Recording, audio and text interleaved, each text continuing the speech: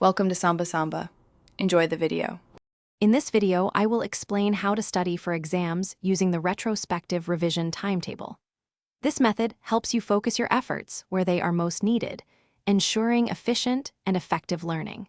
You'll learn to identify your weak areas and prioritize them for maximum impact.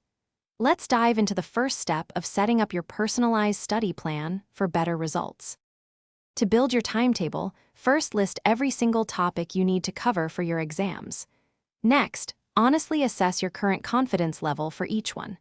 Assign a color: red for topics you feel least confident about, amber for those you understand moderately, and green for your strong areas. This visual guide is crucial for effective planning. When you begin studying, focus primarily on your red and amber topics, dedicating more time to them. Use active recall techniques, like flashcards or explaining concepts aloud, rather than just rereading notes. After each study session, reassess your confidence for the topics covered and update their color on your timetable.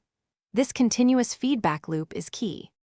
The retrospective revision timetable helps you master difficult concepts and retain information much more effectively. By focusing on your weaker areas, you ensure your study time is always productive and targeted. Remember to be consistent and honest with your self-assessments for the best results. Also, be sure to check the description below for a link to some fantastic deals, including those incredibly durable socks with a lifetime warranty and other helpful resources. Thanks for watching. Consider subscribing if we helped you.